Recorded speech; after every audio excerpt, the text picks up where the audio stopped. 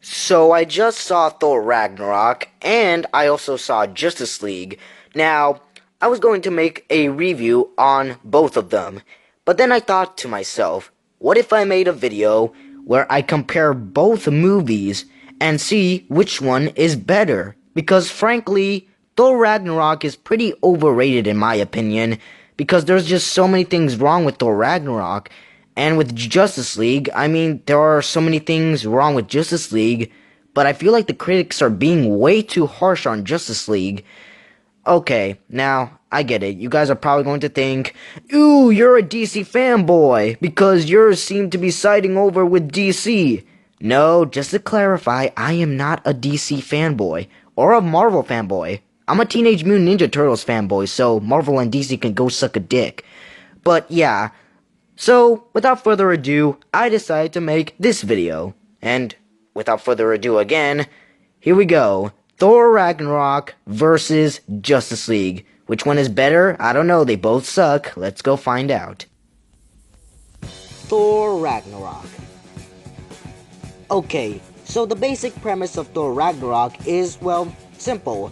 Thor wants to prevent Ragnarok, but he can't because he's stuck on an alien planet and needs to figure out a way to get back to Asgard to stop Hela from causing Ragnarok. Now, the story is, well, pretty basic, but the thing I love about Thor Ragnarok is the message. The message is, I think, is something along the lines of destruction, aka change, isn't necessarily a bad thing. Valkyrie describes Asgard as a golden sham, and Thor agreed. The previous two movies have centered on whether Thor was worthy to be Odin's successor. Thor 1, he becomes worthy. Thor 2, he doesn't want to be. But Thor 3's conclusion of the arc is that no one should be Odin's successor because Odin's throne was built on lies and violence plastered over it once he felt bad about it. By the end of the movie, Thor was the ruler of the Asgardians because he and his people had finally gotten out of the shadow of Odin's original facade. Or something like that. I don't know about you guys, but the message is pretty powerful, and I absolutely love it. But, unfortunately, there's just, one teeny tiny problem I have with Thor Ragnarok. There's just way too many jokes. Okay, I'm not saying the jokes are bad. In fact, a lot of them, and I mean a lot of them are funny, But that's the thing. Thor Ragnarok doesn't really take itself seriously. And I know what you're going to say, but Mav Dominus, Batman vs. Superman took itself seriously, and look where that went. Yeah, have you seen Captain America Civil War? Captain America Civil War took itself seriously, while at the same time, it was comedic. Thor Ragnarok, it just wasn't that serious. It was just basically a comedy. Yeah, that's the one thing I don't like about Thor Ragnarok. It's just a parody of superhero movies rather than actually being a superhero movie. That's not to say that, well, the comedy is bad, but it's just when you're supposed to be a huge part of the MCU, aka Asgard being destroyed, you'd think it would take itself a little bit more seriously, but no, they even made a joke about Asgard's destruction. Nice. But what about the characters? Are they good? Well, that depends. On one hand, the characters are pretty good, but on one hand, I feel like they could have been done better.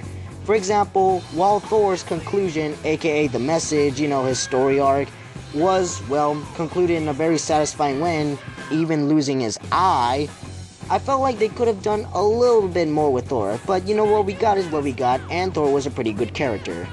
And I love Hulk in this movie. They finally got the character of Hulk right. Hulk isn't just supposed to be this big gorilla monster thing. He's supposed to be something like Dr. Jekyll and Mr. Hyde, where they're just two split personalities fighting for control, when in the end they both really need each other because they depend on each other, and without one another they don't survive. That is what I love about Hulk. And, well, they finally got the character right, and I love Hulk. Too bad he's not in this movie that much. But, with the amount of screen time Hulk gets, it's really not that surprising. What about the villain, Hela? Well, she's funny, but she's not exactly a good villain. That's all I can say. And the rest of the characters, aside from Loki, which, well, Loki is always good, they're all pretty much bland. Now, On to Justice League. Justice League. An interesting fact that I should probably point out is that Zack Snyder, the director of Justice League, had to drop out of the project during post-production due to the death of his daughter. And because of that, they needed a new director to help finish Justice League. And out of all the directors, they got the director of the Avengers himself, Joss Whedon. You know, the director of the Avengers movies. You know, you think with the director of the Avengers movie, it probably would have made Justice League a whole lot better. Well, Justice League ended up becoming a decent movie. Let me explain. You see, Joss Whedon tried to make Justice League kinda like a Marvel movie, essentially copying the tone of Marvel. Now, let me explain to you guys something. The reason why I love Man of Steel and Batman vs Superman is because of the dark and gritty tone. Now, sure, not everybody liked the dark and gritty tone that those movies had, but at the very least, it kinda sets it apart from Marvel. While Marvel had the lighthearted tone, DCEU had a dark, gritty, and more serious tone. And that's what makes it apart from Marvel. It makes it its own cinematic universe. However, you take that away and Justice League just becomes a Marvel copy. And that's really sad because, you know, even though the movies haven't really been successful, at least they were unique in their own way. But Justice League basically proved that they were just trying to copy Marvel. And yeah, I really didn't like the tone because the tone really doesn't feel like it belongs in the DCEU. But enough tone talking, let's talk about the story. The story is, well, you know, your typical alien tries to invade Earth and the superheroes must stop him. You know, kinda like the Avengers. Joss Whedon, you are directing, he didn't really directed the movie, but during post-production, you were aware of changing the tone. He was probably not aware that Justice League was basically trying to copy one of the movies he directed. And no, I'm not exaggerating, it's basically the same story. Superheroes must team up to defeat the aliens, but they can't get along. Eventually they get along, and they kill the aliens and their leader, and save the world. It's basically the plot of the Avengers. And another problem with Justice League is the first act. The first act really didn't make any sense. For starters, it was way too rushed. We really didn't get any backstory from any of the Justice League members. Sure, we knew who Batman was and Wonder Woman because we saw them in Batman vs Superman. However, out of all the characters, the Flash was the most explained.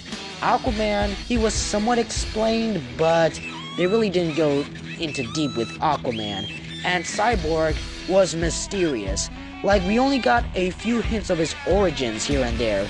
Supposedly, he had an accident, but we really didn't get to know what this accident was about. And because of that, yeah. Also, they really fucked up the story with Batman vs Superman. Let me explain to you. Why does everybody all of a sudden mourn the death of Superman? Why does the world lose hope because of the death of Superman? In Batman vs Superman, everybody hated Superman. But in Justice League, everyone's acting like all the hate didn't really exist. It just makes no sense. However, it isn't until the second and third act where Justice League really shines. Sure, there were some bad effects, but overall, the second and third acts is what really makes Justice League a kind of a great movie, because the characters are well developed even further, and we get to know about their personalities. I especially love the Flash's personality.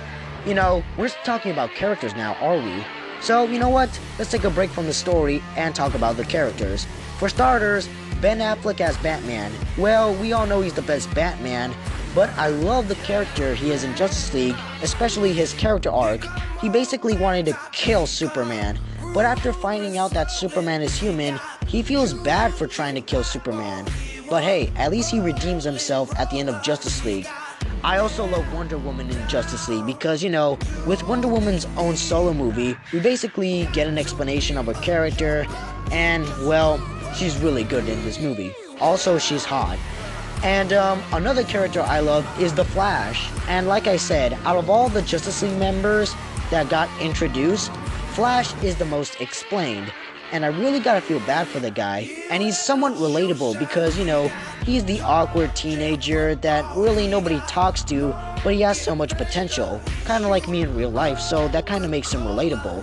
Aquaman, well, even though his backstory wasn't much explained, I love his personality, and he's a really good character. I love Aquaman.